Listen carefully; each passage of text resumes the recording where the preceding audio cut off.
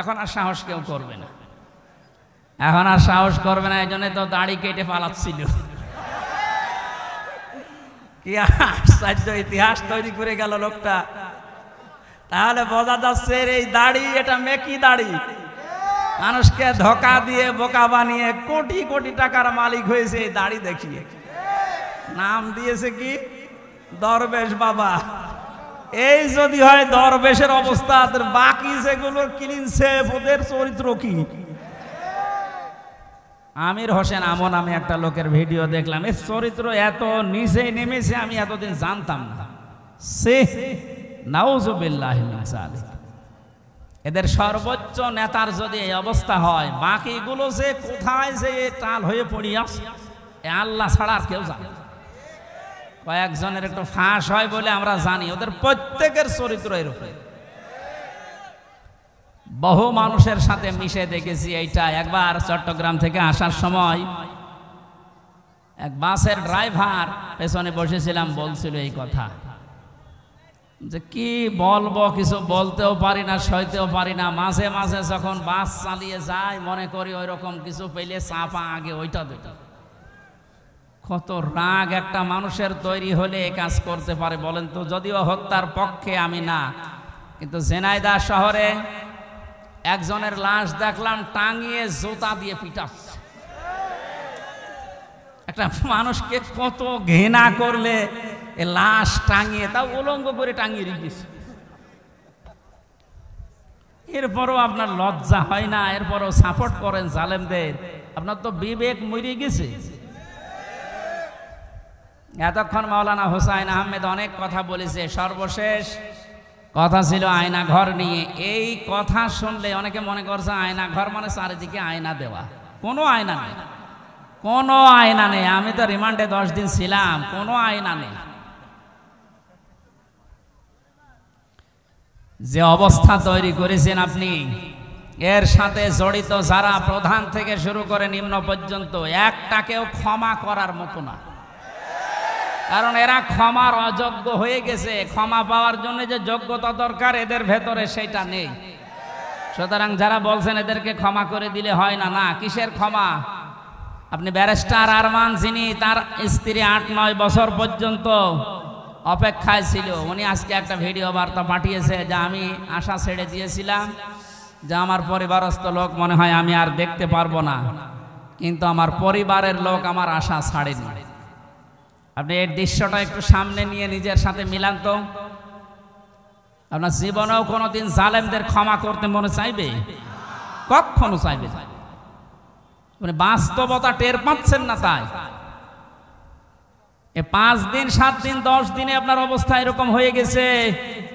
8 বছর 10 বছর 12 বছর 14 বছর একজনকে মাটির নিচে এক ঘরের ভেতরে পচা খাবার দিয়ে আটকিয়ে রেখেছে। আপনার বিবেক বলে কিছু আছে? আপনি জানোয়ার চাই তো খারাপ। মনে করলাম তাফসীর করবো কি করে? দৃশ্যগুলো সব এখন চোখের সামনে ভাসতেছে।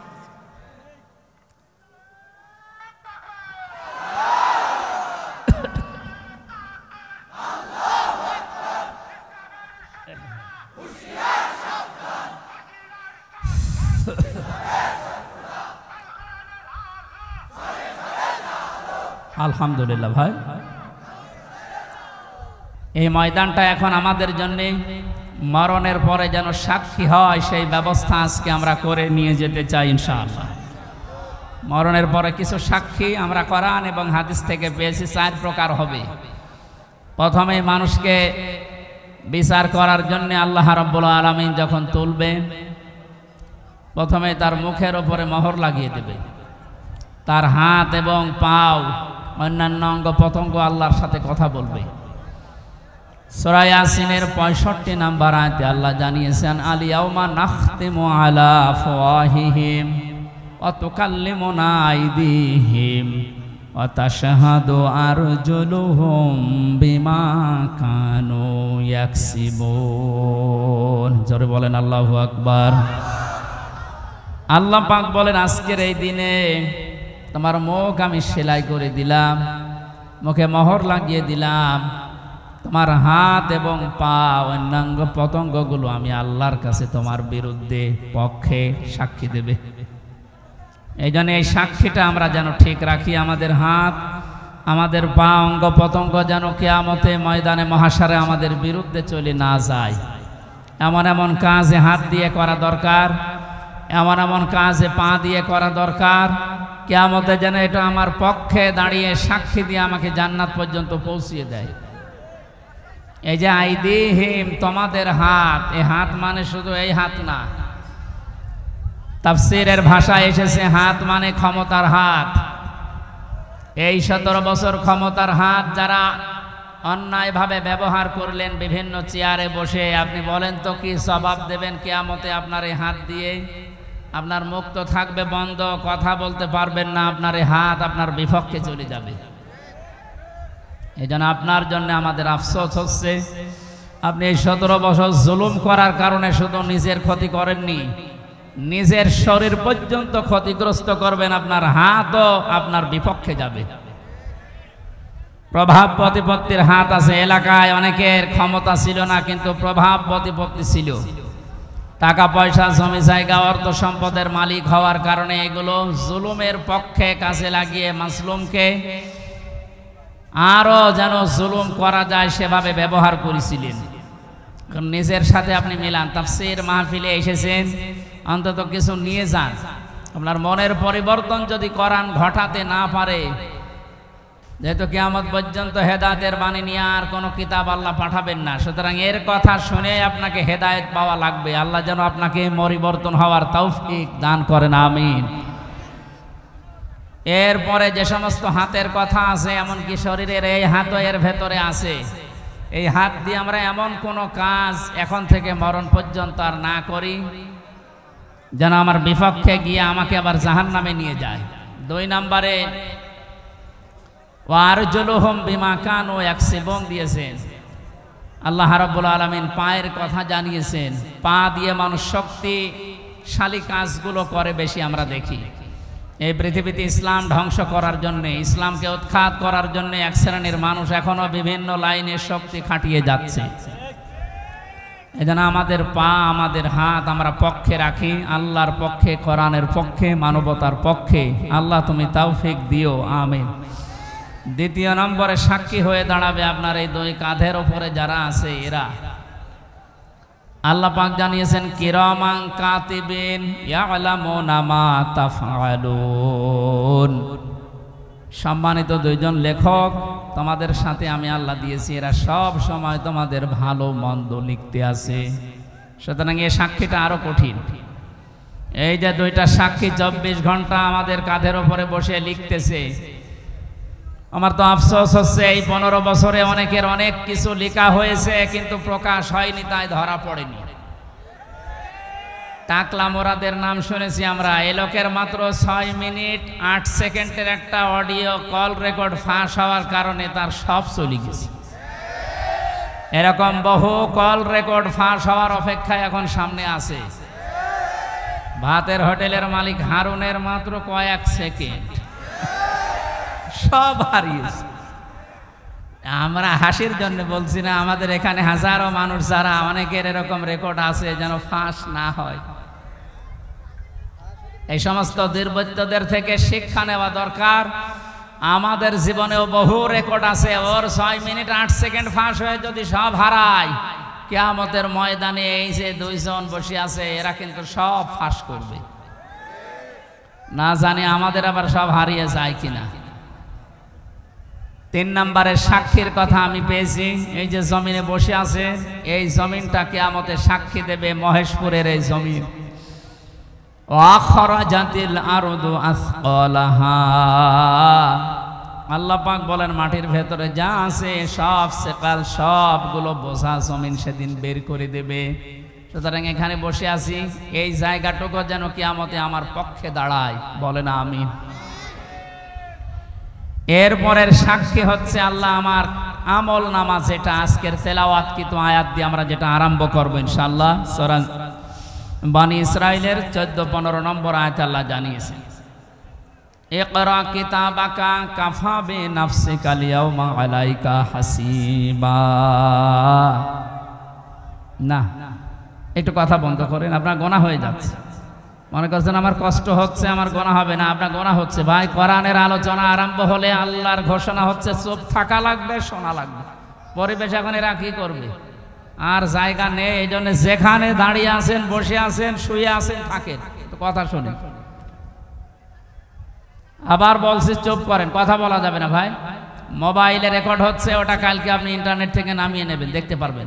আর পরে যারা দেখতে পাননি, আমি এখানে বসে থাকবো, দেখে তারপর বাড়ি যাবেন। কি বলবো আর করেন। এই কথা কানে আসলে আমি হারিয়ে ফেলবো। কথা বন্ধ করেন। এমনিতে 3 বছর জেলে থাকার কারণে অনেক কিছু হারিয়ে গেছি, অনেক কিছু আমি হারিয়ে ফেলেছি। কারণ আগে যা মুখস্থ করতাম 10 মিনিটে, এখন 10 দিনেও হচ্ছে না। কারণ ওরা এমন এমন খাবার খাওয়ায়, ওগুলো খেলে মানুষের ভেতরে কলকব্জা সব নষ্ট হয়ে যায়। আমি অনেক কিছু হারিয়েছি, আর হারাতে চাই না। আপনারা একটু আমাকে সুযোগ করে দিন কোরআনের কথাগুলো বলার। কথা বলবেন না, যাই করেন কথা বলবেন, ইশারায় করবেন। আমল নামাটা হাতে দিয়ে আল্লাহ পাক বলবেন পড়ো। লোকটা পড়তে থাকবে, আল্লাহ জানিয়ে দেবেন এইটাই তোমার হিসাবের জন্য যথেষ্ট, আর কিচ্ছু লাগবে না। জান্নাতে যাবে না জাহান্নামে যাবে, এই আমল নামাটা যেটা ফেরেশতা লিখেছিল এইটাই বলে দেবে। আল্লাহর বান্দা ওইটা হাতে নিয়ে পড়া আরম্ভ করবে। কয়েক লাইন পড়ার পরে দেখবে না, এইটা তো জনগণের সামনে পড়া যায় না, লাইনটা বাদ দিয়ে পরের লাইনে চলে যাবে। হাজার হাজার সিসি ক্যামেরা নিয়ে দাঁড়িয়ে আছে ফেরেশতারা। আমি জেলখানায় থাকতে বিশেষ করে আমার আর মামুনুল হক হাফিজাহুল্লাহ, এই 2 জনের ব্যাপারে আলাদা কড়াকড়ি দিয়ে ওরা ক্যামেরা লাগিয়ে দিয়েছিল, যেন কেউ কথা বললে ওইটা ওরা অফিস থেকে দেখতে পারে যে কি কথা বলছে। অথচ আমাদের যে মামলা, আমার তো ছেড়ে রাখার দরকার ছিল জেলখানার ভেতরে। এই ঠনকো মামলা দিয়ে এত কঠিন কঠিন অবস্থায় নিয়ে গেছে, মানুষ এমনি টেনশনে হাফ হয়ে যাওয়ার কথা। ফাঁসির কন্ডেম সেলের ভেতর ওরা রেখেছিল আমারে। অথচ আমারে রাখার দরকার ছিল তো ওয়ার্ডে, যেখানে 70-80 জন মানুষ থাকে, যে এখানে সারাদিন থাকেন, গল্প করেন, নামাজ পড়ান, কোরআনের কথা বলেন, মাগরিবের পরে আপনারে ঘরে তালা লাগিয়ে দেব। 24 ঘন্টা এদিকে 2.5 হাত, এদিকে 3.5 হাত তালা লাগিয়ে দিত, থাক, কোনো যোগাযোগ নেই, যোগাযোগ বিচ্ছিন্ন। এই কঠিন অবস্থায় রাখার কারণে আমি বাস্তবতা একটা জিনিস টের পেয়েছি। কিয়ামতের ময়দানের এই যে আল্লাহ আমল নামাটা হাতে দিয়ে বলবে যখন পড়, এই লাইনটা আসলে যারা এই জুলুমের সাথে সম্পৃক্ত ছিল, ওই জুলুমের কথাটা ওরা পড়তে চাবে না। কোন লজ্জায় পড়বে? হাজার হাজার মানুষ তার সামনে থাকবে। আল্লাহর ফেরেশতারা ডাক দিয়ে বলবে না, আজকে আর ফাঁকি দেওয়ার কোনো রাস্তা নেই। কত ক্যামেরা সামনে, সব ফেরেশতারা দেখছে, পড়ো, এই লাইনটাও পড়ো। বিনা কারণে মানুষকে কেন কষ্ট দিয়েছিলে এইটা পড়ে শোনাও। যারা কষ্ট দিলেন এই 17 বছর, হাজার হাজার লক্ষ লক্ষ মানুষকে, আপনার বিবেকের কাছে বলেন তো, আপনি কি পড়তে পারবেন কিয়ামতে ওই লাইন? পারবেন না। এই জন্য তওবা করার সময় যেহেতু এখনো শেষ হয়নি, পশ্চিম দিকে এখনো সূর্য ওঠেনি, আপনি এখনো তওবা করতে পারেন যদি আল্লাহ কবুল করেন। কিন্তু দুঃখজনক হলো সত্য একটা ভয়ঙ্কর তথ্য, আল্লাহু লা ইয়াহদিল কওমাজ যালিমিন, জালিমদেরকে আল্লাহ হেদায়েত দেয় না। আপনার কপালে যে কি আছে, নিজের কপালে আপনি নিজে কোড়াল মেরেছিলেন। যেন আপনার জন্য এখন আমরা যারা মুসলিম, আমাদের আফসোস হচ্ছে যে আপনি কি করলেন, দুনিয়াও শেষ করে দিলেন, আপনার আখিরাত তো ধ্বংস অলরেডি হয়ে গেছে। আপনার থেকে আমরা শিক্ষা নিতে চাই, আমাদের বাকি জীবনে যেন আমরা এমন কোনো কাজ না করি যেটা আমি জনগণের সামনে পড়তে পারবো না, ঠিক আছে? তাহলে এই মাহফিল সাকসেস হবে। তাছাড়া আমি একেবারে হাব্বা জাব্বা দিয়ে স্টেজ সব ভেঙে ফেললাম, কোনো কাজ আছে?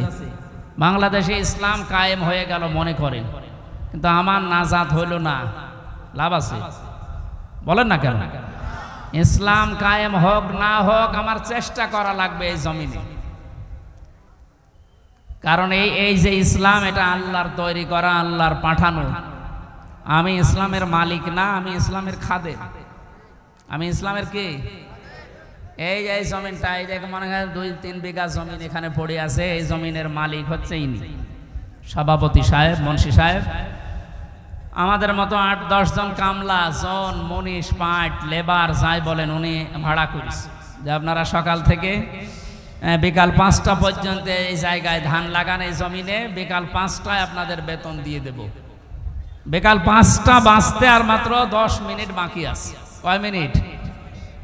8-10 জন মস্তান এসেছে মোটরসাইকেল নিয়ে, বড় বড় ছড়ি নিয়ে, সোনার ছেলেরা এখন যেটা ব্যবহার করতো, যেটা এখন পাওয়া যাচ্ছে, এইটা এখন নিয়ে এসে বলছে এ ধান আমরা লাগাতে দেব না, ধান লাগিয়েছেন যা আরো তুলে ফেলে।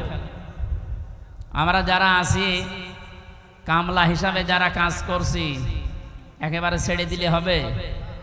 তাহলে বেতন পাওয়া যাবে? ওদেরকে বলবো ভাই এ জমিনের মালিকও আমরা না, এ ধানের মালিকও আমরা না, আমরা কামলা, আমরা হচ্ছে জন, লেবার যাই বলেন, আমরা খাদেম, কাজ করছি, বিকাল 5টায় বেতন দিয়ে দেবে। এখনো 10 মিনিট বাকি আছে। আপনারা ধান যদি তুলে ফেলতে চান, এ ফসল নষ্ট করতে চান, 10 মিনিট পরে তুলে। অবশ্য ঠিক এইরকম কামলা নেওয়া যায় না? ঠিকই বলিস, কারণ জমি তো আমার না, এ ধানও আমার না, তুলে ফেলেন আমার অসুবিধা নেই, কিন্তু 10 মিনিট পরে আমার বেতনটা আগে বিকাল 5টায় নিয়ে নি। বিকাল 5টা বাজার আগে কিন্তু এ ধান আমি তুলতে দেব না, যারা 10 জন কামলা আছি। যদি তুলতে চাই এরপরও মস্তানরা কাটাকাটি হবে না, মারামারি, রক্তপাত, যদি মেরে ফেলা লাগে, কারণ আমার টার্গেট কি? বেতন। টার্গেট কি? ওইটা না হলে আমি পরবর্তী যারা আছে আমার ছেলে মেয়ে স্ত্রী এদেরকে খাওয়াবো কি? সুতরাং আমার বেতন হয়ে যাক, এরপরে খাবো। এরপরও যদি তুলে ফেলে মস্তানেরা, আমাদের সাথে মারামারি করে যাই হলো। এখন ওই যে জমির মালিক একজন আছে না, কথা বলে না কেন? আমরা খাদেম যারা আছে, এই খাদেমেরা এদিকে তাকান, আমরা খাদেম না? কার খাদেম? কোরআনের খাদেম। কিসের খাদেম? এই খাদেমদেরকে বলছি শুধু এটা এই 10,000 20,000 মানুষ আমার সামনে তা না, এটা রেকর্ড হচ্ছে, সারা বাংলাদেশ সহ বিশ্বের লক্ষ কোটি মুসলমানেরা শুনছে। 175 কোটি মুসলমানকে খাদেম যারা, কোরআনের আল্লাহর দাস যারা, আমরা আল্লাহর গোলাম যারা, তাদেরকে বলছি জমিনে ইসলাম কায়েম করতেই হবে। এটা ফরজ না, চেষ্টা করে যাওয়া ফরজ। হলে ভালো, না হলেও আমার অসুবিধা নেই, আমার বেতন আছে বিকাল 5টায়, জান্নাত। কথা বলে না কেন? কিন্তু বিকাল 5টা বাজার আগে, তার মানে জীবনের শেষ দিন, ওয়াবুদ রব্বাকা হাত্তা ইয়াতিয়াকাল ইয়াকিন, সূরা হিজরের 99 নম্বর আয়াত। আল্লাহ বলেন ইবাদত করবা আল্লাহর ওই দিন পর্যন্ত যতদিন মরণ না আসে। সুতরাং মৃত্যু আসার আগ পর্যন্ত আমরা যারা খাদেম আছি, এ জমিনে আল্লাহর দিন কায়েম করার চেষ্টা চালাবই। বাধা যদি কেউ দিতে আসে, তর্কাতর্কি হবে, এতদিন যেটা হয়েছে, হাতাহাতি হবে, এতদিন যেটা হয়েছে, রক্তপাত হবে, এতদিন যেটা হয়েছে, ফাইনাল এখন শুরু হবে, মেরে ফেলা লাগলে মেরে ফেলবে। এখন আর সাহস কেউ করবে না, এখন আর সাহস করবে না। এই জন্য তো দাড়ি কেটে পালাচ্ছিল। কি আশ্চর্য ইতিহাস তৈরি করে গেল লোকটা। তাহলে বোঝা যাচ্ছে এই দাড়ি, এটা মেকি দাড়ি, মানুষকে ধোকা দিয়ে বোকা বানিয়ে কোটি কোটি টাকার মালিক হয়েছে এই দাড়ি দেখিয়ে। নাম দিয়েছে কি? দরবেশ বাবা। এই যদি হয় দরবেশের অবস্থা, বাকি যেগুলো কিনছে ওদের চরিত্র কি? আমির হোসেন আমন আমি একটা লোকের ভিডিও দেখলাম, এর চরিত্র এত নিচে নেমেছে আমি এতদিন জানতাম না। সে নাউজুবিল্লাহি মিন যালিক। এদের সর্বোচ্চ নেতার যদি এই অবস্থা হয়, বাকিগুলো যে কোথায় যে টাল হয়ে পড়িয়াস, আল্লাহ ছাড়া আর কেউ জানে। কয়েকজনের একটু ফাঁস হয় বলে আমরা জানি, ওদের প্রত্যেকের চরিত্র এরকম। বহু মানুষের সাথে মিশে দেখেছি এইটা। একবার চট্টগ্রাম থেকে আসার সময় এক বাসের ড্রাইভার, পেছনে বসেছিলাম, বলছিল এই কথা যে কি বলবো, কিছু বলতেও পারি না, সইতেও পারি না। মাঝে মাঝে যখন বাস চালিয়ে যায় মনে করি ওই রকম কিছু পেলে চাপা আগে ওইটা দিত। কত রাগ একটা মানুষের তৈরি হলে এ কাজ করতে পারে বলেন তো? যদিও হত্যার পক্ষে আমি না, কিন্তু ঝিনাইদহ শহরে একজনের লাশ দেখলাম টাঙিয়ে জুতা দিয়ে পিটাচ্ছে। একটা মানুষকে কত ঘৃণা করলে এ লাশ টাঙিয়ে, তাও উলঙ্গ করে টাঙিয়ে রেখেছে। এরপরও আপনার লজ্জা হয় না? এরপরও সাপোর্ট করেন জালেমদের। আপনার তো বিবেক মরে গেছে। এতক্ষণ মাওলানা হোসাইন আহমেদ অনেক কথা বলেছে, সর্বশেষ কথা ছিল আয়না ঘর নিয়ে। এই কথা শুনলে অনেকে মনে করছে আয়না ঘর মানে চারিদিকে আয়না দেওয়া। কোনো আয়না নেই, কোনো আয়না নেই। আমি তো রিমান্ডে 10 দিন ছিলাম, কোনো আয়না নেই। যে অবস্থা তৈরি করেছেন আপনি, এর সাথে জড়িত যারা প্রধান থেকে শুরু করে নিম্ন পর্যন্ত, একটাকেও ক্ষমা করার মতো না। কারণ এরা ক্ষমার অযোগ্য হয়ে গেছে। ক্ষমা পাওয়ার জন্য যে যোগ্যতা দরকার এদের ভেতরে সেটা নেই। সুতরাং যারা বলছেন এদেরকে ক্ষমা করে দিলে হয় না, না, কিসের ক্ষমা? আপনি ব্যারিস্টার আরমান, যিনি তার স্ত্রী 8-9 বছর পর্যন্ত অপেক্ষায় ছিল, উনি আজকে একটা ভিডিও বার্তা পাঠিয়েছে যে আমি আশা ছেড়ে দিয়েছিলাম যে আমার পরিবারস্থ লোক মনে হয় আমি আর দেখতে পারবো না, কিন্তু আমার পরিবারের লোক আমার আশা ছাড়েনি। আপনি এই দৃশ্যটা একটু সামনে নিয়ে নিজের সাথে মিলান তো। আপনার জীবনেও কোনোদিন জালেমদের ক্ষমা করতে মনে চাইবে? কখনো চাইবে না। মানে বাস্তবতা টের পাচ্ছেন না। তাই 5 দিন 7 দিন 10 দিনে আপনার অবস্থা এরকম হয়ে গেছে। 8 বছর 10 বছর 12 বছর 14 বছর একজনকে মাটির নিচে এক ঘরের ভেতরে পচা খাবার দিয়ে আটকিয়ে রেখেছে। আপনার বিবেক বলে কিছু আছে? আপনি জানোয়ার চাই তো খারাপ। মনে করলাম তাফসীর করবো কি করে? দৃশ্যগুলো সব এখন চোখের সামনে ভাসতেছে।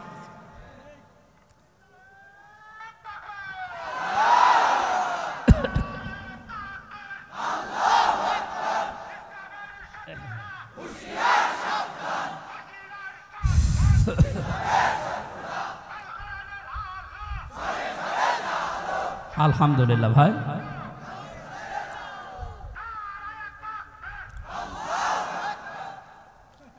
আমার ভাইরা, কোরআনে কারিমে আল্লাহ পাক জানিয়েছেন মায়াশফা শাফাআতান হাসানাতান ইয়াকুল্লাহু নাসীবুম মিনহা ওয়া মায়াশফা শাফাআতান সাইয়্যাতান ইয়াকুল্লাহু কিফলুম মিনহা ওয়া কানাল্লাহু আলা কুল্লি শাইইন মুকিতা।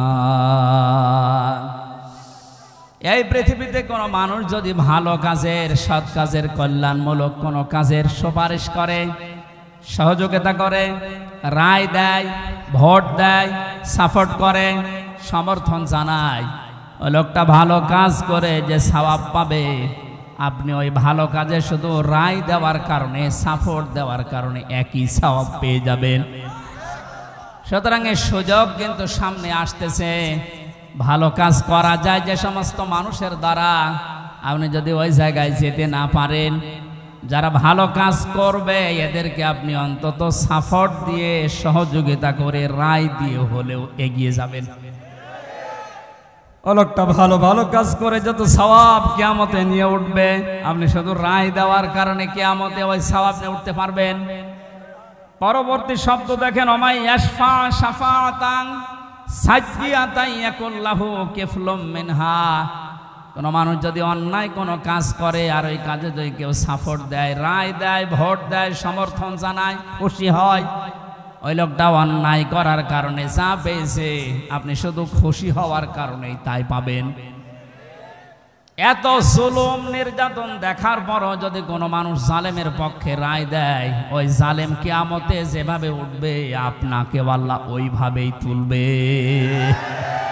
যেন আপনাকে আমি বাঁচাতে চাই, আপনি তো অত বড় জালেম না, এই জন্য আপনাকে আমি বাঁচাতে চাই। কোনো জালেমের পক্ষে থাকবেন না।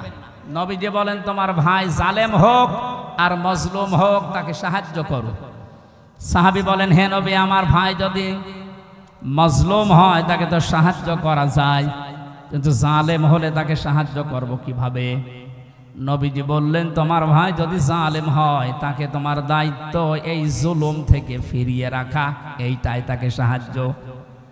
সুতরাং জীবন দিয়ে যে মানুষগুলো জালেমের কবল থেকে আমাদেরকে মুক্তভাবে এই দেশে বিচরণ করার সুযোগ দিয়ে গেল, এই মানুষগুলো কিয়ামতের দিন যেন শহীদ এই শব্দ নিয়ে উঠতে পারে, বলেন আমিন। ময়দানে মাহশারে আমল নামাটা, কিতাবটা যখন আপনার হাতে আল্লাহ তুলে দেবে, বলবে তুমি নিজেই যথেষ্ট, জান্নাতে যাবে না জাহান্নামে যাবে। আমি আমার ঈমান থেকে কথা বলছি, কারো দিকে না তাকিয়ে এবার নিজের দিকে আয়াতের সাথে মিলিয়ে বলেন তো, এখনই যদি মারা যান আর এই বইটা যদি আপনার সামনে তুলে ধরে বলে, বল হামজা তুই এইটা পড়ে যা, জান্নাতে যাবি না জাহান্নামে যাবি। কাবা শরীফ যখন তাওয়াফ করে মানুষ, আমি 16 সালে গিয়েছিলাম, গত বছরও গিয়েছি, বাস্তবতায় যেটা দেখলাম, ষষ্ঠ চক্করে মানুষ একটা দোয়া পড়ে আল্লাহর কাছে, আল্লাহুম্মা ইন্না আলাইয়া হুকুকান ফীমা বাইনি ওয়া বাইনিকা। কাবার সামনে নিয়ে বলে, রব্বুল আলামিন তুমি আমার মালিক, আমি তোমার গোলাম, তোমার ভেতরে আমার ভেতরে বহুদিন পাওনা আছে, আমি বান্দা হিসাবে, দাস হিসাবে, গোলাম হিসাবে যা যা পাবো তুমি সেই বীর্য থেকে শুরু করে হামজা বানিয়ে সব দিয়ে দিয়েছো। আমি উল্লেখ করার মতো কিছু ছিলাম না। হাল আতা আলাল ইনসানি হিনুম মিনাদ দাহরি লাম ইয়াকুন শাইআম মাযকুরা। মানুষ কি একটু চিন্তা করে না যে জন্মের আগে, এ পৃথিবীতে আসার আগে উল্লেখ করব এমন কোনো বিষয় লোকটা ছিল না। আজকে সভাপতির নামের নিচে দেখলাম লেখা বিশিষ্ট ব্যবসায়ী আলহাজ নুরুজ্জামান মুন্সি, কত সুন্দর নাম দিয়ে পেছনে ডিগ্রি লাগিয়ে দিয়েছে, উনি এই কাজ করে খায়। বয়স যদি এখন 60 বছর হয়, 61 বছর আগে এই নাম গন্ধ পৃথিবীর মানুষ জানতো। বলেন বলেন। শুধু এতটুকুই না, বাবার বীর্য যখন মায়ের রেহেমের ভেতরে দ্রুত গতিতে পাস হয়, আল্লাহ পাক বলেন ওই দিকে একটু তাকাও, ফালিয়ানজুরিল ইনসানু মিম্মা খুলিকা মিম্মা ইন দাফিকিন ইয়াখরুজু মিন বাইনিস সুলবি ওয়াত তারাইব। মানুষকে নজর করে দেখে না কি জিনিস দিয়ে তাকে বানালাম। বাবার স্ফলিঙ্গ দিয়ে দ্রুত গতিতে বের হয়ে যাওয়ায় না পাক পানিটা মায়ের রেহেমের ভেতরে জমা হয়। এই যে সলবন এবং তারাইব দিয়েছেন আল্লাহ। সলবন বলা হয় বাবার লজ্জাস্থান, তারাইব বলা হয় মায়ের লজ্জাস্থানকে। এই দুইটা শব্দ আমি তাফসিরের ভেতরে ব্যাখ্যায় পেয়েছি। আল্লাহ বাবার ক্ষেত্রে 1 বচন দিয়েছেন, মায়ের ক্ষেত্রে বহু বচন দিয়েছেন। তাফসিরে তাবারি মুফাসসিরে আয়াতের এই সলবন আর তারাইবের ব্যাখ্যা করতে গিয়ে লিখেছেন, পৃথিবীতে মানুষকে নিয়ে আসতে বাবার চাইতে মায়ের কমপক্ষে 3 গুণ কষ্ট বেশি হয়। এই যে এখানে যত পুরুষ মানুষ আছি আমরা, সর্বোচ্চ 45 ইউনিট কষ্ট যদি আমাদের শরীরের ভেতরে কেউ এনে দেয়, আমি সঙ্গে সঙ্গে মারা যাব, আর সহ্য করতে পারবো না। বিজ্ঞান জানিয়েছে পৃথিবীতে হামজাকে দুনিয়ায় আনতে তার মায়ের কমপক্ষে 57 ইউনিট কষ্ট সহ্য করা লেগেছে। 45 আসলে আমরা মারা যাব, অথচ উনি সহ্য করেছিলেন 57 ইউনিট। প্রতিটি জিনিস পরিমাপ করার একটা যন্ত্র আছে, কষ্ট মাপ দেওয়ার জন্য একটা যন্ত্র আছে, এটা ইউনিট দিয়ে মাপা লাগে। এই যে এই প্যান্ডেলটা যদি আপনাকে আমি মাপ দিতে বলি, দাড়ি পাল্লায় তুলে দেবেন কি দিয়ে?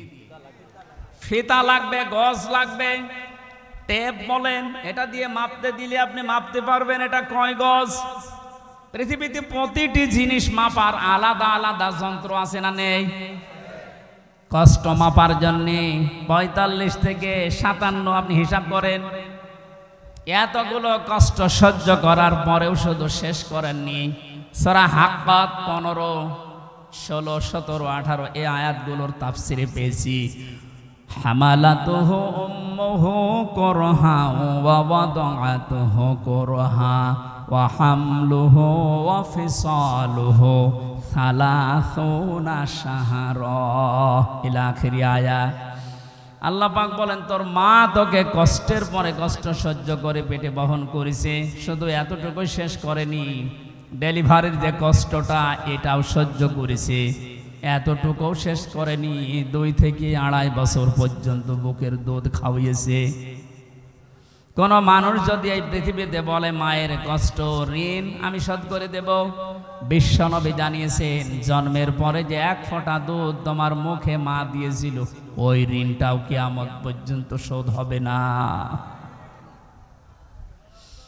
মায়ের এই কষ্টের কথা শোনার পরে যে মানুষগুলোর ভেতরে আবেগ আপ্লুত হয়ে মায়ের কথা মনে হচ্ছে যে এই কষ্ট সহ্য করেছে আমার মা, অবশ্যই তাদের উচিত হবে আল্লাহর ইবাদতের পরে মা বাবার দিকে খেয়াল করা, তাদের খেদমত করা। কোরআনে কারীম জানিয়েছে ওয়াকাদা রাব্বুকা আল্লা তা'বুদু ইল্লা ইয়্যাহু ওয়া বিল ওয়ালিদাইনি ইহসানা। এই এদিকে তাকান, আল্লাহ আদেশ দিচ্ছেন, আমি রায় দিয়ে দিলাম। রায় দিচ্ছেন কে? আমি রায় দিয়ে দিলাম, লিখে দিলাম। এই যে কসম মানে ফয়সালা করে দেওয়া, রায় দেওয়া, লিখে দেওয়া, সিদ্ধান্ত জানানো। আমি আল্লাহ সিদ্ধান্ত নিয়েই ফেলেছি, রায় দিয়ে দিয়েছি যে আমার ইবাদতের পরে আর কারো ইবাদত করা যাবে না, আর মা বাবার খেদমত করা লাগবে, তাদের পেছনে খরচ করা লাগবে। মহেশপুরবাসী এখানে একটা শিক্ষা পেয়েছি আমি, আল্লাহর ইবাদত করা, আল্লাহর আইন মানা নফল না ফরজ? আরো জোরে বলেন। মা বাবার আইন মানা, আপনি আলেম, আপনি কথা বলবেন না। যারা জানেন না মুখ খুললেন কেন বলেন তো? আমি এখানে একটা শিক্ষা নিতে চাই, আমি গতানুগতিক কথা বলি না। আপনি দেখেন তো কি এখান থেকে বের হয়। আল্লাহর আইন মানা আমরা দেখলাম ফরজ, প্রশ্ন করা যাবে? বলেন না কেন? আল্লাহর আইন আপনার বুঝে আসুক বা না আসুক এটাই ফাইনাল, কোনো প্রশ্ন। আল্লাহর আইন মানা কি? সবাই মুখ খোলেন তো কি? মা বাবার আইন মানা ফরজ না। এই যে মাঝখানে ওয়া আছে, মা বাবার আইন মানা ওয়াজিব না, ফরজ না, ওয়াজিব না। মা বাবার খেদমত করা ফরজ, আইন মানা শুধুমাত্র আল্লাহর ফরজ। কার? আরো জোরে বলেন।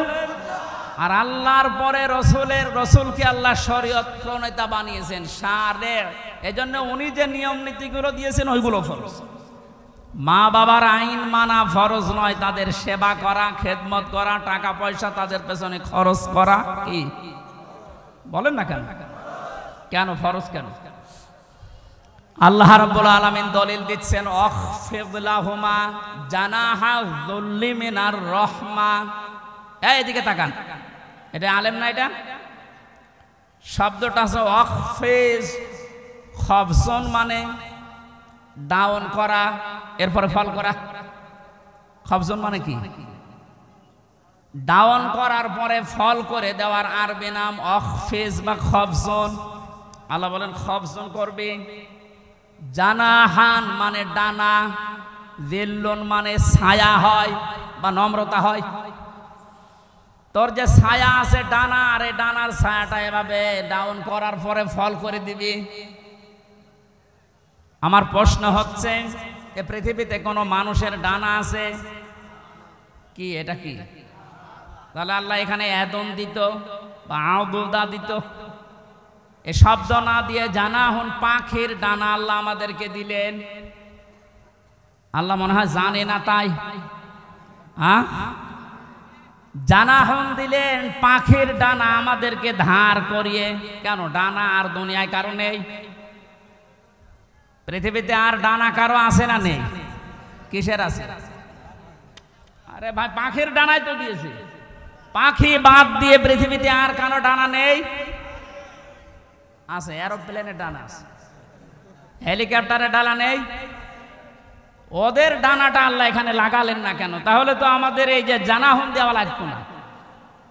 পাখির ডানার কথা দিয়েছেন এই জন্য তাফসীর মাহফিলে আসতে হয়। আপনারা শুনতেছেন? জানাহুন শব্দটা আল্লাহ পাখির কাছ থেকে ধার করে আমাদেরকে লাগিয়ে দিলেন, কারণ আমাদের এই হাতের ভেতরে পর নেই, এর ভেতরে মোলায়েম কোনো কিছু নেই, সব শক্ত।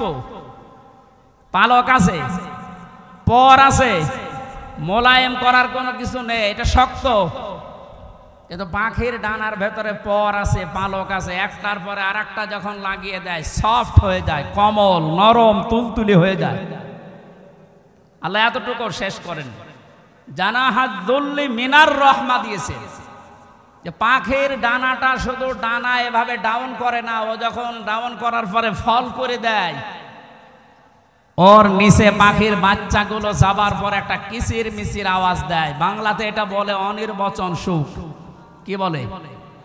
একটা অনির্বচন সুখ অনুভব করার কারণে ভেতর থেকে আওয়াজ হয় কিচির মিচির। আমরা মনে করি কিচির মিচির না, এ আনন্দটা, এ আওয়াজটা পাওয়ার জন্য না। কি করে কি হয়? আপনারা সব পিছান তো, এত আস্তে পিছালে হবে না, আরো পিছান, পিছান, আরো পিছান, আরো পিছান, যান, আরো এক হাত যান। এই ছেলে যাও তো, চেয়ার সরানো লাগবে না, তুমি নিজে সরো।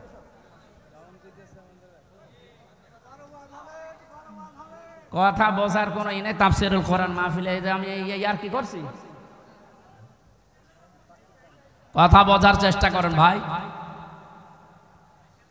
আল্লাহ রাব্বুল আলামিন পাখির ডানাটা এই জন্যই দিয়েছেন মানুষকে বোঝাতে, পৃথিবীর বান্দা বান্দিরা, তোমার মার বাবা যখন শেষ বয়সে চলে যাবে, তারা যেন তোমার এই পাখির ডানার মতো হাতের যে ছায়া, এর নিচে পড়ার পরে যেন একটা আনন্দ অনুভব করে, যে আমার হামজা থাকতে অন্তত আমার আর কোনো চিন্তা নেই। মহেশপুরবাসী কত আলেম এখানে বসে আছে, হাজারো মানুষ। আমরা বলেন তো, আমাদের মা আর বাবা এখন শেষ বয়সে এসে এইটা বলার মতো স্কোপ পাচ্ছে না? পাচ্ছে না। আল্লাহ রাব্বুল আলামিন মায়ের কথা 3 বার দেওয়ার জন্য তারাই বহু বচন দিলেন, আর বাবার কথা 1 বার দিয়েছেন। আমি যেটা পর্যন্ত এটা নিয়ে এসেছিলাম, নেই থেকে শুরু করে পর্যন্ত যিনি নিয়ে আসলেন, কারো সাহায্য যার লাগেনি। মার বাবার এই যে স্ফলিঙ্গ দিয়ে নাপাক পানিটা দিয়ে তাফসিরে পড়েছি, আল্লাহ 8টা জিনিস বানিয়েছিলেন: রক্ত, গোশত, চর্বি আর চামড়া, চুল, রগ, হাড় আর পর্দা। 8টা জিনিস যখন মায়ের রেহেমের ভেতরে এক হয়ে যায়, আল্লাহ পাক তখন ফেরেশতাদেরকে বলে, আমি আল্লাহ আমার রব নামের কারণে 5টা জিনিস একে দান করব। ওয়াজআলা লাকুমুস সামআ ওয়াল আবসারা ওয়াল আফইদা ইলা আখিরিল আয়া। সূরা নাহলের 78 নম্বর আয়াতের মাঝের অংশে আল্লাহ জানিয়েছেন, শ্রবণ শক্তি, দর্শন শক্তি, বাক শক্তি, আকেল শক্তি আর ঘ্রাণ শক্তি, এই 5টা আমি আল্লাহ নিজে তাকে দান করেছি। একটাও যদি কম দিতাম, দুনিয়ায় আসতো ওই লোকটা কিন্তু অপূর্ণাঙ্গ হয়ে। এখানে অনেকাংশ মানুষ, আমরা সব পূর্ণাঙ্গ মানুষ, কয়েকজন হয়তো আছে বিকলাঙ্গ, অন্ধ, ন্যাংড়া, কিন্তু হাজারো মানুষ আমরা সব পূর্ণাঙ্গ মানুষ। আল্লাহ নিজের পক্ষ থেকে একটাও যদি কম দিত, তো কি অবস্থা হতো সারা জীবন, আপনি ভাবেন। আল্লাহ পাক এই জন্যই জানিয়েছেন, হে পৃথিবীর মানুষেরা, নেই থেকে শুরু করে উল্লেখ করার মতো একটা জায়গায় তোরে নিয়ে আসলাম, এরপরও আমার সাথে তোর নাফরমানি কমে না। কাইফা তাকফুরুনা বিল্লাহি ওয়া কুনতুম আমওয়াতান ইলা আখিরি আয়া। বালাগাত মানতেক যারা পড়ায় বা জানে, কাইফা শব্দটা 11টা বিষয়ের আগে আল্লাহ ব্যবহার করেন। কাইফা শব্দের প্রথম ব্যবহার হচ্ছে মানতেকের কায়দায়। আল্লাহরও বিশ্বাস হতে চায় না এমন জায়গাকে আল্লাহ কাইফা দিয়ে শুরু করেন। এটা এতক্ষণ যেটা বলছিলাম, বীর্য থেকে শুরু করে এ পর্যন্ত আনার পেছনে কারো কোনো অবদান নেই। মার বাবা শুধু এক বিছানায় ছিল, এতটুকু তাদের কাজ। বাকি যা করার বলেন তো কে করেছে? এই মানুষ এখান থেকে হামজা পর্যন্ত হবার পরে যখন নাফরমানি করে, তখন আল্লাহ কায়ফা শব্দ দিয়ে শুরু করেছে যে কি করে নাফরমানি করে আমারও বিশ্বাস হয় না। কাবার গেলাপ ধরে মানুষ কিন্তু ষষ্ঠ চক্করে এইটাই বলে এসেছি আমরা, রব্বুল আলামিন আমি তোমার গোলাম হিসাবে, বান্দা হিসাবে বহু কিছু আমাকে তুমি দিয়েছো, ওই যে বীর্য থেকে পর্যন্ত, কিন্তু তুমি আমার মালিক হিসাবে আমার তো কিছু দেওয়া দরকার। আমি তো কিছুই তোমার আজ পর্যন্ত দিতে পারলাম না। তবে একটা জিনিস আমার আছে পুঁজি, তোমার ওই রহমান, ওই গফফার, ওই গফর নামের খাতিরে এই কাবার সামনে নিয়ে বলছি আমারে মাফ করে দাও। এই জন্য যারা তাওবা করার জন্য এখনো রাজি হননি, এখনো পর্যন্ত শয়তানের ধোঁকায় পড়ে আছেন, সুযোগ আছে, আপনারা আশা করছি ফিরে আসবেন। আল্লাহ রাব্বুল আলামিন এই যে রাত 12টার পরে তাহাজ্জুদের সময়ে প্রথম আসমানে এসে আপনাদের মতো আমাদের মতো মানুষকে ডাক দিয়ে বলবা আসো ক্ষমা চাও, ভুল করে ফেলেছো ক্ষমা চাও। আমরা যেন ক্ষমা চেয়ে নিজের জীবনটাকে মুহাম্মদুর রাসূলুল্লাহর উম্মতে পরিণত করতে পারি, বলেন আমিন। মহেশপুরবাসী বান্দা যখন এটা পড়তে পড়তে কিছুক্ষণ যাবার পরে দেখবে না লজ্জা লাগে, পড়ার মতো না, আল্লাহ পাক বলবেন না পড়া লাগবে। আমার তো ওই দিবসের কথা মনে হয়ে এখন আফসোস হচ্ছে, আল্লাহ আমি কি সত্যি পড়তে পারবো? আমার এই 24 সালের এটা আগস্ট মাস, যদি আল্লাহ বলে প্রথম তারিখ পর্যন্ত তোরে মাফ করে দিলাম, তোর কোনো হিসাব নেই, শুধুমাত্র এই যে 17 তারিখ আজকে, এই 17 দিনের হিসাব দিয়ে জান্নাতে চলে যা। যত মানুষ এখানে আপনারা আছেন বুকে হাত দিয়ে বলেন তো 17 দিনের হিসাব এখনো জোগাড় করা সম্ভব হয়নি। অথচ যে হাদিস পড়েছিলাম, নবীজি বলেন মা তাজালু কদামা বানি আদম আবদি ইয়াউমাল কিয়ামাতি হাত্তা ইসালান খামসিন। কিয়ামতের এই কঠিন ময়দানে প্রতিটি মানুষকে আল্লাহ তার নিজের সামনে দাঁড় করাবেন, প্রত্যেককেই 5টা করে প্রশ্নের উত্তর জিজ্ঞাসা করবে। 5টা প্রশ্নের সঠিক জবাব দেওয়া ছাড়া কেউ সামনেও যেতে পারবে না, পেছনেও যেতে পারবে না, জায়গায় দাঁড়িয়ে থাকবে। শুধু মাইক ফাটিয়ে টেবিল ফাটিয়ে ফেলেন না, নিজের সাথে মিলান তো। জালেমদের কথা তো বাদই দিলাম, আমরা যারা মজলুম আছি তারা নিজেদের দিকে এই 5টা বিষয় একটু মিলাই। গোসামিল দিয়ে উত্তর দিলে হবে না, নকল করে গোপালগঞ্জের মতো পাশ করে চাকরি পেলে হচ্ছে না। আমরা A+ পাওয়ার পরও আমাদেরকে দেয় না, আর ওরা 2.5 পেয়ে চাকরি পেয়ে যাচ্ছে। কত দুর্নীতি হয়েছে আপনি টের পাচ্ছেন। বাস্তবতায় মিলিয়েছেন আপনি একবারও? যে এই লোকটা নিজে আল্লাহর সামনে দাঁড়িয়ে আছে, আপনি নিজে মনে করেন দাঁড়িয়ে যখন আছে, আল্লাহ জিজ্ঞাসা করছেন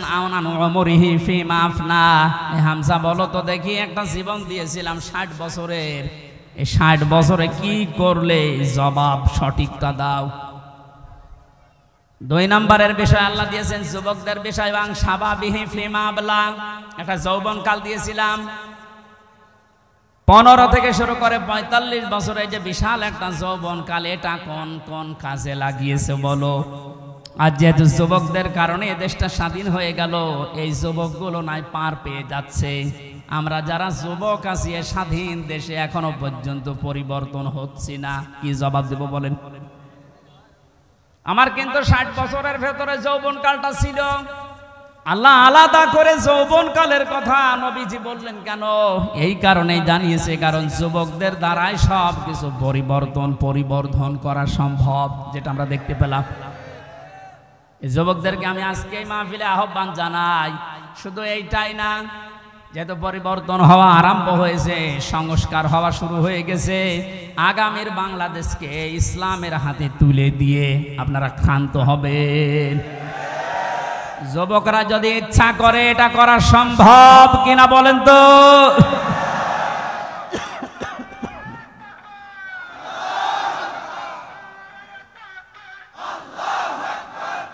আল্লাহর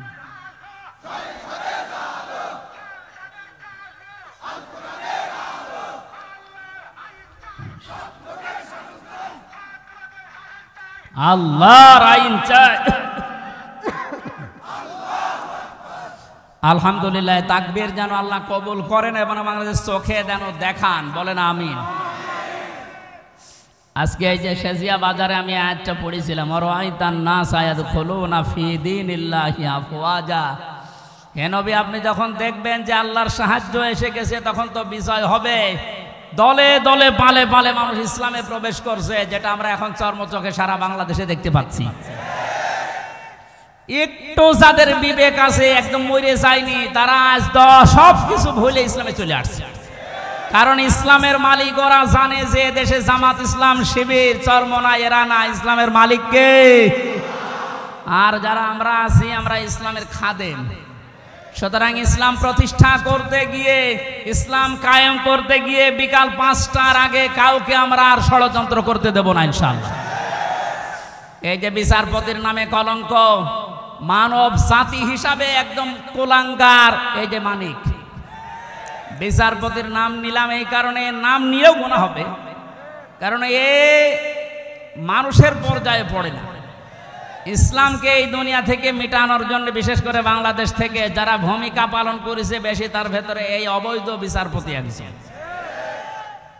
ওর কথাবার্তা শুনলে শয়তান পর্যন্ত হাসে, বলে আল্লাহ তুমি আমারে শয়তান বানিয়েছো। এটা চোখে দেখোনি? আমি মাঝে মাঝে ওরা দেখি আর ভাবি আমি তো শয়তান দেখি না, যদি দেখতাম মনে হয় এরকমই হতো। এটা টাটকা নির্ভেজাল শয়তান। সুতরাং এরকম শয়তানের অনুসারী যারা আছেন, তুরিন আফরোজ থেকে বহু শয়তানকে 15 বছর দেখলাম। এখন ইসলামের যে উর্বর ভূমি বাংলাদেশে হচ্ছে, চলছে, কায়েম হওয়ার পথে, বাধা দিতে আসলে কিন্তু বিকাল 5টার আগে কোনো ছাড় নেই। এটা তো গেল কামলাদের।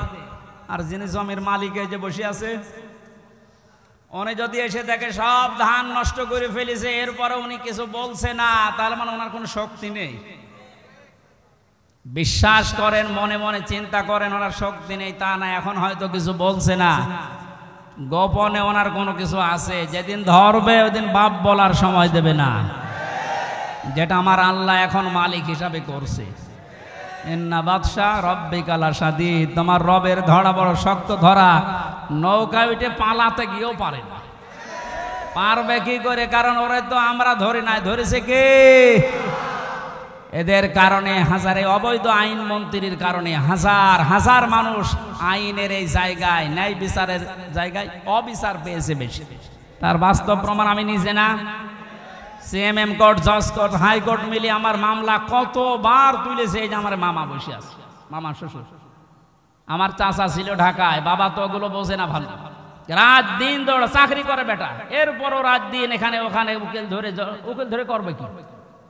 কারণ যারেই ধরবে, যত বড় উকিল ধরুক, আর এক উকিল তো বসে আছে ওখান থেকে, যতক্ষণ সিগন্যাল না পাবে আমার নাকি বের হওয়ার কোনো একটা বিচার হলো। আর প্রতিদিন টিভির সামনে এসে শুনতাম যে নাকি লেকচার দিচ্ছে যে আমরা ন্যায় বিচার কায়েম করে ছেড়ে দিয়েছি। এই ন্যায় বিচার। আমার মতো মূল্য চুরির মামলায় যদি 33-32 বার হাইকোর্টে মামলা ওইটি জামিন না দেয়, কিসের ন্যায় বিচার? যেটা এখন সব পরিষ্কার হয়ে গেছে। 15 বছরে কোনো ন্যায় বিচারে দেশে কায়েম হয়নি, পুরাটা হয়েছে অবিচার। আল্লাহ যেটা নিজে এখন ধরিস। এই জন্য সাবধান, আল্লাহ এমনি কিছু বলছে না। অনেকে মনে করছে এত কিছু করে কিছু হয় না। এখন কিছু টের পাচ্ছেন? আলেমদের মাথায় দড়ি দিয়ে ছাগলের মতো, গরুর মতো যখন টেনে নিয়ে যেত ওই কোর্টে, বারান্দায় দাঁড়িয়ে অনেক শয়তান দেখতাম হাসতেছে আর টিপ্পনি কাটতেছে। যে দেশে আর হুজুর নেই, আমির হামজা, মাওলানা মামুনুল হক এরে ধরলো, আর হুজুর নেই দেশে, তাদের কত সুন্দর সুন্দর কথা, ফেরেস্তার মতো কথা বলে, আর এরা উঠলে শুধু রাজনীতি করে। ধরেছে ঠিকই হয়েছে। এখন আপনি টের পাচ্ছেন কি হচ্ছে? 10 দিন আগে যে লোকটা আইন পুরা চালাতো, সেই লোকটার পক্ষে একটা উকিল পর্যন্ত এখন দাঁড়াতে রাজি না। এইটাই আল্লাহর ধরা। এটা কার ধরা? এই জন্য জমিনের মালিক যিনি, উনি যদি ধরে, বাপ বলার কিন্তু সময় পাবেন না। আমরা এখন এই আয়াতটা আল্লাহকে বলছি, আল্লাহ তুমি আমাদেরকে দেখাও যে দলে দলে মানুষ ইসলামে প্রবেশ করছে, এটা যেন আমরা দেখতে পাই চর্ম চোখে, দেখতেছি, এটা যেন আরো বৃদ্ধি বাড়ে। জোরে বলেন আমিন। কারণ এই জমিনে বহু মানুষ এই 52-53 বছর চালিয়েছে, আমরা দেখলাম না? বাবা চালিয়েছিল, স্বামী চালিয়েছিল, চাচা চালিয়েছিল, বউ চালিয়েছে, ভাবি চালিয়েছে। এক কথা বলছেন না? কিন্তু কোরআন দিয়ে চললে দেশটা কেমন দেখা যায়, এটা এখনো আমরা দেখি নাই। এখন আমরা সবাই একমত, দলমত আর নেই। কোরআন দিয়ে এই দেশ চললে কেমন দেখা যায়, ওইটা আমরা এই চোখে দেখতে চাই। কারা কারা দেখতে রাজি আছেন দেখি? লিল্লাহি তাকবীর।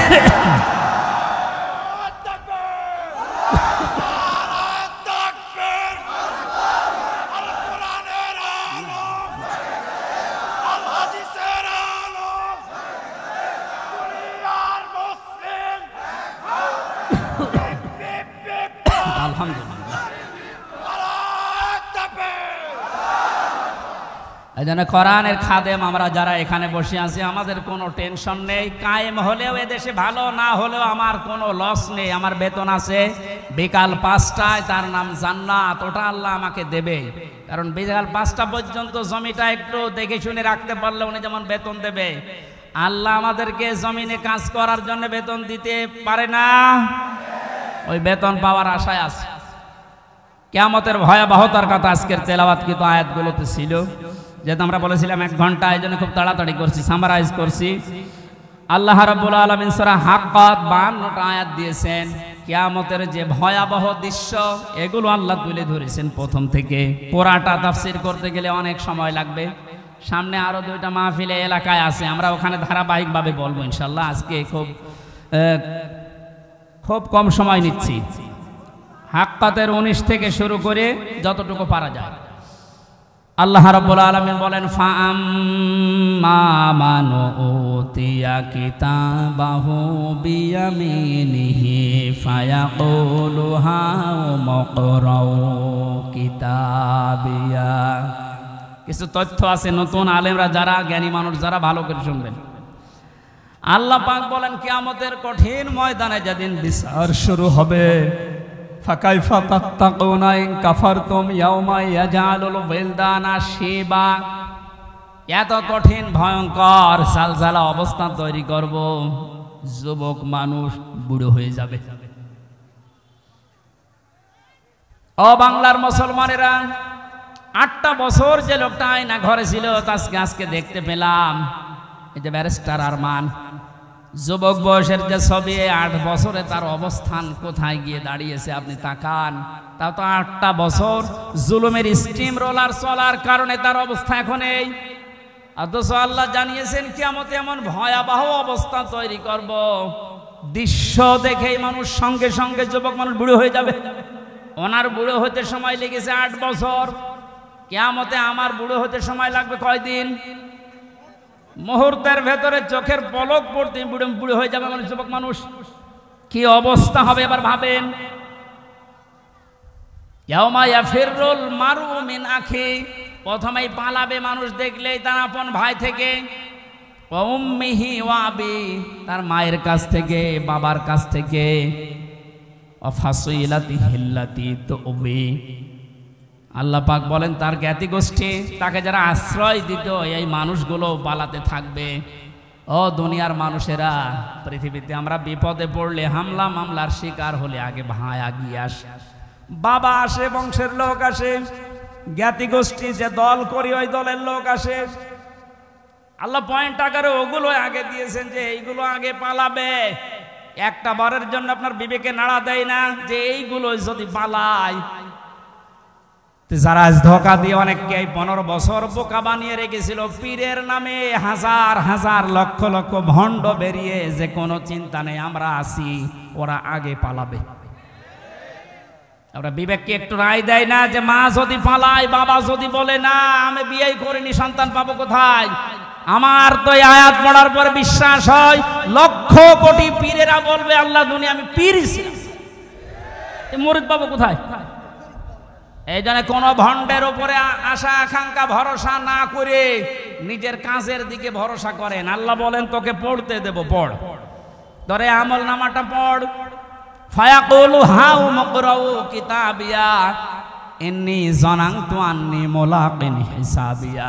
কিতাবটা হাতে নিয়ে পড়তে আরম্ভ করবে আর বলবে অবশ্যই আমি এটা বিশ্বাস করে চলতাম যে আমাকে একদিন আল্লাহর দরবারে এভাবে হিসাব দেওয়া লাগবে। শুধু এই আয়াতটাই মানুষের জীবন পরিবর্তন করে দিতে পারে। কষ্ট হচ্ছে আপনাদের? আয়াতটার তাফসিরে আমি তাবারিতে পড়েছি, খলিফাতুল মুসলিমিন হযরত ওমর রাদিয়াল্লাহু তাআলা আনহু তার সন্তানটাকে একবার ভর্তি করলেন মাদ্রাসায়। হোসাইন রাদিয়াল্লাহু তাআলা আনহু ওই সময় প্রধান বিচারপতি হযরত আলীর সন্তান, তিনিও মাদ্রাসায় পড়তে বলে কলম ফেলে দিচ্ছিলেন। দাও, তিনবার তুলে দেওয়ার পরে প্রধান মন্ত্রীর ছেলে এজন্য একটু রাগ হয়ে গেছে, ডাক দিয়ে বলে কলম ফেলে দিতে বলো, বারবার আমারে তুলতে বলো, আমি খাদেম তোমার চাকর। হযরত হোসাইন বলে ফেলেছেন তুমি শুধু চাকর না, তুমি চাকরের বাচ্চা, খাদেমের বাচ্চা। খাদেম বাড়িতে যে আব্বাকে বলছে আব্বা আমি আর পড়বো না, কেন?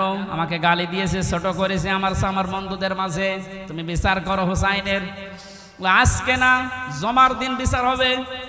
খুতবা দিচ্ছিলেন হযরত ওমর, ডাক দিয়ে বললেন হোসাইন এখানে আসো। বলে হ্যাঁ সামনে আসো।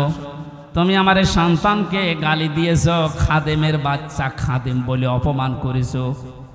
হযরতে হোসাইন বললেন হ্যাঁ আমি বলেছি। তিনি বলেন কেন বললেন? হযরতে হোসাইন ওখান থেকে দাঁড়িয়ে বলে খলিফা বুকে হাত দিয়ে বলেন তো আপনি কি আমার নানার খাদেম ছিলেন না? হযরত ওমরের কথা বন্ধ হয়ে গেছে, চোখের পানি ফেলে বলে আমি তো খাদেম ছিলাম, এভাবে তো ভাবি নাই। আমি যে খাদেম ছিলাম এটা তো আমি তো জানি। তুমি কি লিখে দিতে পারবে যে আমি নবীর খাদেম ছিলাম তোমার নানার? হ্যাঁ, কাগজ নিয়ে আসেন। খেজুর পাতা নিয়ে এসেছে, লিখে দিলেন এই ওমর আমার নানার খাদেম ছিল, আমি দেখেছি, এতে হোসাইন ইবনে আলী, সই করে দিলাম।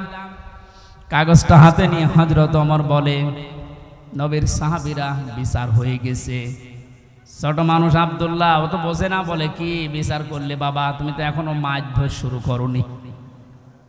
হযরত ওমর বলে সন্তান যে বিচার করেছে এটা দুনিয়া না, মরণের পরও কাজে লাগবে।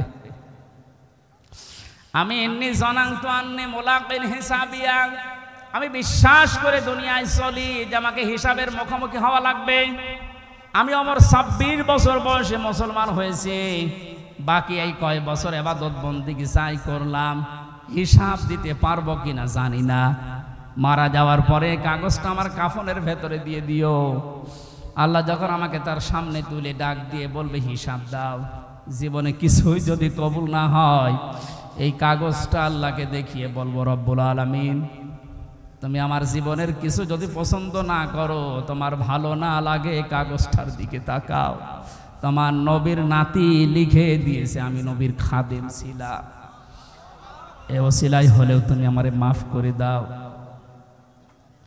জবাব দেওয়া, হিসাব দেওয়া কিয়ামতের ময়দান, এটা তাদের কোন পর্যায়ে ছিল? তারা কি বিশ্বাস করত হিসাবিয়া? আর আমরা কোথায় আছি? আল্লাহ পাক বলেন হিসাব বড় কঠিন জিনিস, এজন্য আমার নবী পর্যন্ত প্রতিদিন 100 বার করে দোয়া করতো, আল্লাহুম্মা ইন্না আলাইয়া হিসাবা ইয়াসিরা, হে আল্লাহ তুমি আর চাই করো আমার হিসাবটা সহজ করে দিও। নবীজি মাঝে মাঝে বলতেন সাহাবীরা আল্লাহর দয়া ছাড়া হিসাব দিয়ে কেউ জান্নাতে যেতে পারবে না। সাহাবীরা বলেন হুজুর আপনি? বিশ্বনবী বলেন আমারও সম্ভব না আল্লাহর দয়া ছাড়া হিসাব দিয়ে জান্নাতে যাওয়া। বাংলার মুসলমানেরা যারা আগে পেছনের সব অপরাধ আল্লাহ মাফ করে দিয়েছে, এই মানুষটা যদি 100 বার হিসাবের বিষয়ে চিন্তা করে 24 ঘন্টায়, আমাদের কতবার হিসাব আসা দরকার? যে হিসাবটা যত বেশি আসবে এই দেশ থেকে দুর্নীতি তত বেশি পালাবে। আজ এক একটা মন্ত্রী, এক একটা নেতার ঘরে যত টাকা যত স্বর্ণ পাওয়া যাচ্ছে, এর একটাই কারণ, এরা কোনোদিন বিশ্বাস করে না যে আর একটা জায়গা আছে যেখানে হিসাব দেওয়া লাগবে। এখন যারা দায়িত্বে আছেন পরবর্তীতে যারা আসবেন তারা 100 ভাগ বিশ্বাস করে ওই জায়গাগুলোতে যাবেন যে আমি আর চাই করি, আমাকে কিন্তু হিসাবের মুখোমুখি হওয়া লাগবে। বাংলার দুদক না, বাংলার বিচারপতি না, আমার যিনি আলাইসাল্লাহু বিআহকামিল হাকিমিন, সব চাইতে বড় বিচারপতি যিনি, ওনার সামনে আমার হিসাব দেওয়া লাগবে। কথা বলেন ঠিক কিনা? আমি হামজা সহ যত মানুষ এখানে বসে আছি প্রত্যেককেই যেন এই আয়াতটা নিজের সাথে মিলিয়ে আল্লাহ আমাদের হিসাব যেন সহজ করে দেন, বলেন আমিন। ফাওয়া ফি ঈশাতির রাদিয়া, এই লোকটাকে আল্লাহ সন্তোষজনক জীবন দান করবেন। এদিকে তাকানে পারে যে তথ্যটা বলার জন্য এতক্ষণ পর্যন্ত এদিকে ওদিকে আমি ছড়িয়েছিলাম, এইবার সে পর্যন্ত এসেছি। আলেমদেরকে বলছি ফাহুয়া ফি ঈশাতির রাদিয়া, আল্লাহ পাক বলেন তাকে সন্তোষজনক জীবন দান করব। সন্তোষজনক জীবন কি? ফি জান্নাতিন আলিয়া, সুউচ্চ মাকাম জান্নাত যেটা, ওখানে আল্লাহ তাকে পৌঁছিয়ে দেবেন। কুতুফুহা দানিয়া, যার ফলগুলো হাতের নাগালে এসে নাড়াচাড়া করবে। কুলু ওয়াশরাবু হানিয়াম বিমা আসলাফতুম ফিল আইয়ামিল খালিয়া, আল্লাহর পক্ষ থেকে ঘোষণা আসবে, খাও, পান করো, মন মতো খাও। কারণ এই খাবারগুলো তোমাদেরকে জালেমরা দুনিয়ায় খেতে দেয়নি, এরকম আরামে জালেমরা থাকতে দেয়নি। 15 বছর অনেকে এই বাংলাদেশে নিজের স্ত্রীর কাছে রাখতে পারে নাই, নিজের ঘরে মাথা দিয়ে ঘুমাবে পারে নাই। এই কথা বলে না কেন? আম বাগানে, বাঁশ বাগানে, এমনকি ধানের ক্ষেতের ভেতরে মশারি টাঙিয়ে 15 বছর কাটিয়েছে এমন মানুষ ওই দেশে আছে। আল্লাহ পাক যেন তাদেরকে হাত ধরে ধরে বলছে, কুলু ওয়াশরাবু হানিয়া বিমা আসলাফতুম ফিল আইয়ামিল খালিয়া, এতদিন যা খেতে পারোনি এখন মন মতো খাও। আমার মনে হয় সেই সময় আমাদের সামনে এসে গেছে। আল্লাহ যেন আমাদের আয়াতটা জীবনের সাথে মিলিয়ে দেন, বলেন আমিন। সন্তোষজনক এই জীবনে যাবার আগে যে বিষয়গুলো আল্লাহ সামনে নিয়ে এসেছিলেন তার 1 নম্বরে ফাআম্মা মান সাকুলাত মাওয়াজিনুহু ফাহুয়া ফি ঈশাতির রাদিয়া, মানুষকে আল্লাহ মাপ দেবেন মিজানের পাল্লায়। কিসের পাল্লায়? জবান খোলেন। মিজান মানে না, না, মিজান মানে মানদণ্ড। মিজানের পাল্লায় আল্লাহ মাপ দেবেন মানে মানদণ্ড সামনে নিয়ে আসবেন। হাইকোর্টের সামনে দেখেন একটা দাড়ি পাল্লা দেওয়া আছে, এ দাড়ি পাল্লায় ওজন দেয় কি? ওটা ন্যায় বিচারের মানদণ্ড। সরকারে দেশের মানুষকে বোঝাতে চায় সারা দেশে অবিচার হতে পারে, এই হাইকোর্টে আসলে দাড়ি পাল্লার মতো ন্যায় বিচার বাবা। দুইটাই সমান না, একটাকে একটু এদিক ওদিকে আছে, একেবারে সমান সমান দেখবেন। আজকে এই ভুলটা ভাঙা লাগবে। আমার যতটুকু ধারণা, আমি লেখাপড়া করে যা পেয়েছি, এই ভুলটা যদি বাংলার জমিনে আজ ভেঙে যায়, হাজার হাজার মানুষ সঙ্গে সঙ্গে উল্টিয়ে যাবে। দেখেন তো আপনি মেলাতে পারেন কিনা। আমি প্রথমে যে উদাহরণ দিকে 2টা জিনিসের নাম বলেছিলাম, প্রতিটি জিনিস পরিমাপ করার জন্য আলাদা আলাদা জিনিস পাওয়া যায়। আমি গত 7 দিন 8 দিন ছিলাম মালয়েশিয়া, সিঙ্গাপুর, ওইদিকে থাইল্যান্ডের। ওখানে যে আলোচনার বিষয়গুলো সাবজেক্ট আকারে দিয়েছিল তার ভেতরে মাওয়াজিন ছিল। বলে মাওয়াজিনের অর্থ আপনি বের করেন তো, একটা একটা করে 99টা অর্থ আমি আবিধান থেকে বের করেছি। এক একটা শব্দের ব্যাখ্যা করার জন্য আমার আলাদা আলাদা সময় দিয়েছি, কারণ ওই দেশে অনেক বড় বড় শিক্ষিত মানুষ স্টেজে থাকে, মসজিদের ভেতরে অথবা অডিটোরিয়ামে হয়। এখান থেকে আমি যেটা নিতে পেরেছি, এই যে মাওয়াজিনুহু দিলেন, মিজানের পাল্লার এই মাপটা যদি আপনি পরিষ্কার করতে না পারেন, ক্লিয়ার হতে না পারেন, আপনার অপরাধ প্রবণ জীবন থামবে না। প্রতিটি জিনিস পরিমাপ করার জন্য একটা উদাহরণ দিয়েছিলাম, এটা পরিমাপ করার জন্য ফিতা লাগে, চাউল পরিমাপ করার জন্য বাটখারা লাগে। কি লাগে বলেন বলেন? তেল পরিমাপ করার জন্য লিটার লাগে, সিসি লাগে। কেউ যদি এখন তেল মাফ করার জন্য ফিতা দেয়, মাপতে পারবে? এইটা মাফ করার জন্য দাড়ি পাল্লা দেয়, মাপতে পারবে? তাহলে প্রতিটি জিনিস মাফ করার জন্য আলাদা আলাদা যন্ত্র পাওয়া যায়। কিয়ামতে আল্লাহ ফাহুয়া ফি ঈশাতির রাদিয়া, সন্তোষজনক জীবনে আপনার পৌঁছে দেবে। এখানে যাবার আগে একটা কাজ যে করবে, মাফ। কি মাপ? মানে পরিমাপ। এই যে মিজানের পাল্লা বলছেন আপনি, মানদণ্ডে আল্লাহ মাপ দেবেন। আবার বলছে ভালো করে শুনবেন, গীবত করবেন না কিন্তু বাইরে যে। প্রতিটি জিনিস যদি পরিমাপ করার জন্য আলাদা আলাদা যন্ত্র থাকে, কিয়ামতের দিন আল্লাহ মিজানের পাল্লায় মাপ দেবে কি? আমল। আমল কি মাপ দেবে? বলেন বলেন। আমল মানে কাজ, আমল মানে আরো জোরে বলেন। কাজ মাপার জন্য দাড়ি পাল্লা লাগে, ফিতা লাগে, লিটার লাগে, কি লাগে?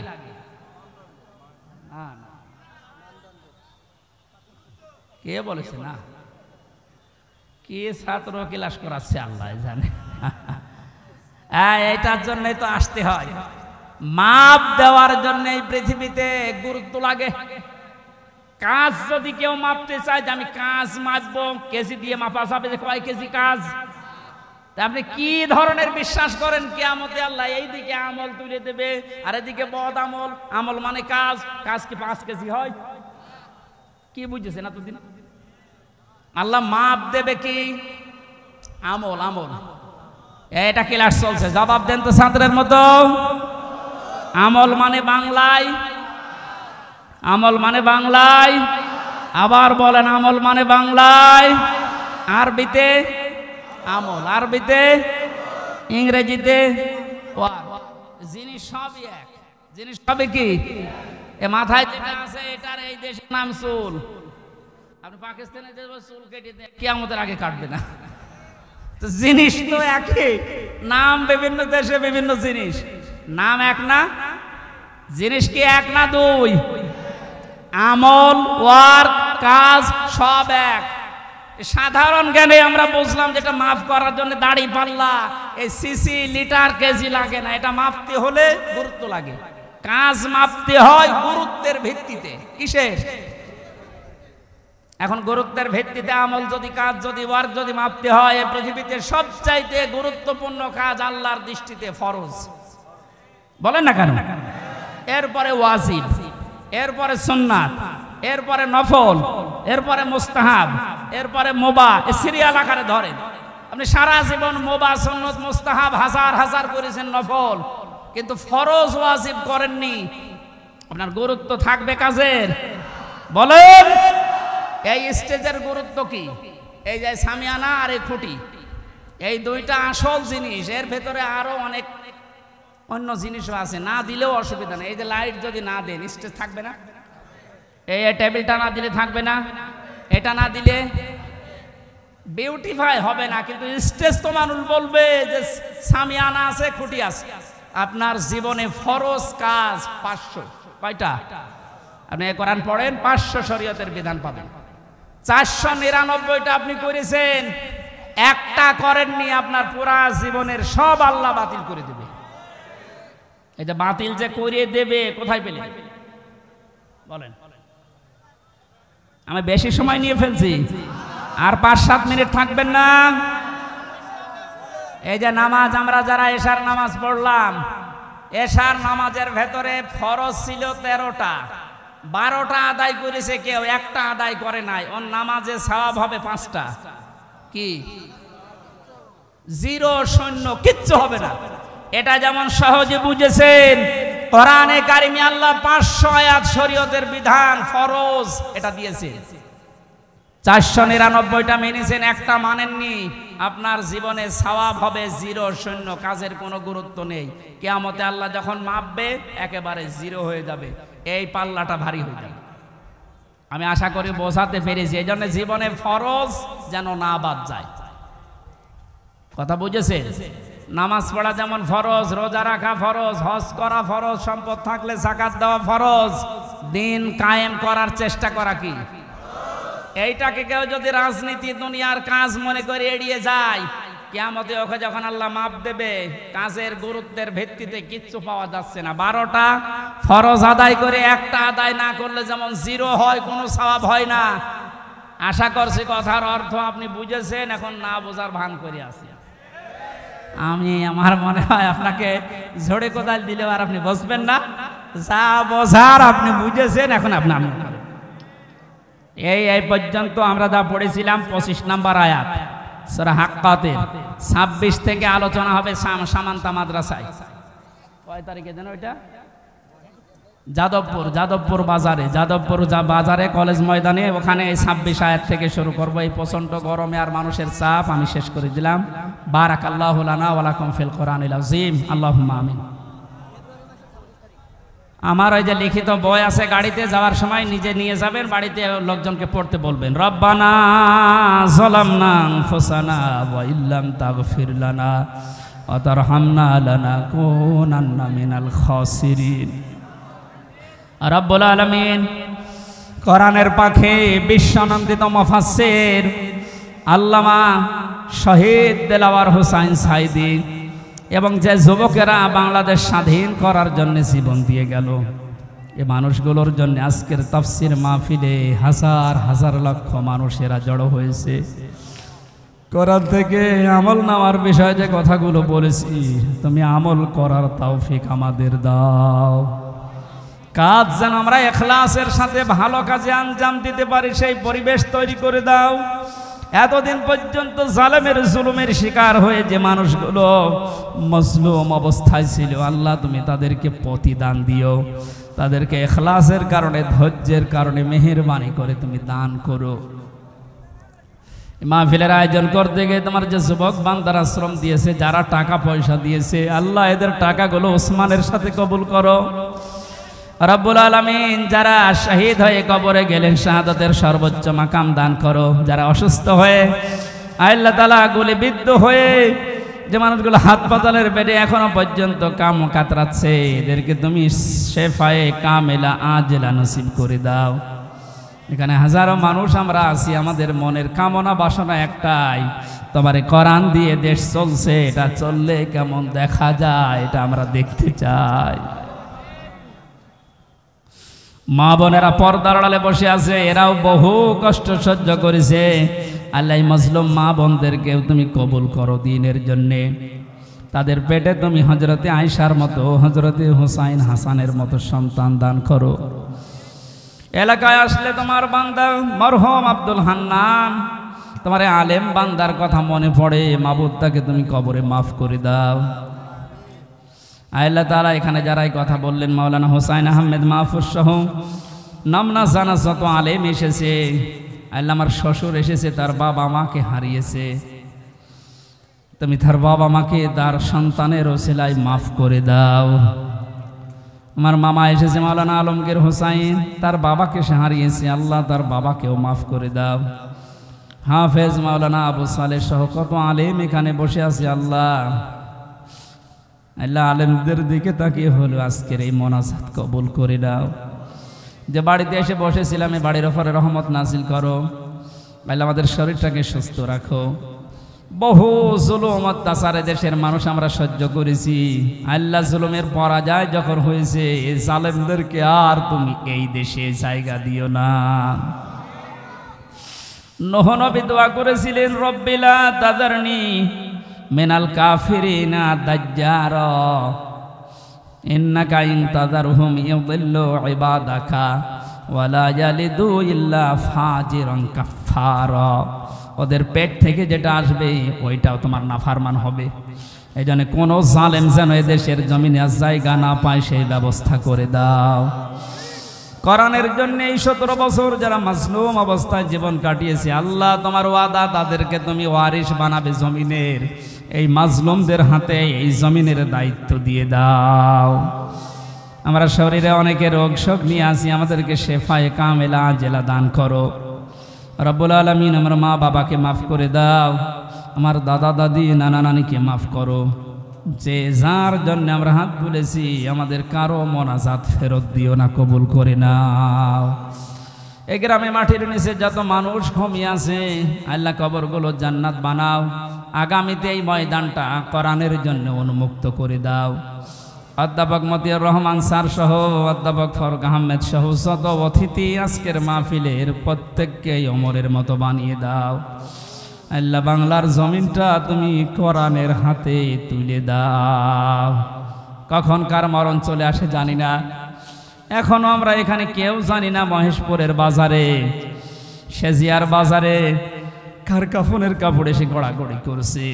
ওই সাদা কাপড় গায়ে ঝড়ানোর আগে তোমার কালেমাটা আমাদের মুখে দিয়ে দিও, লা ইলাহা ইল্লাল্লাহু মুহাম্মাদুর রাসূলুল্লাহ।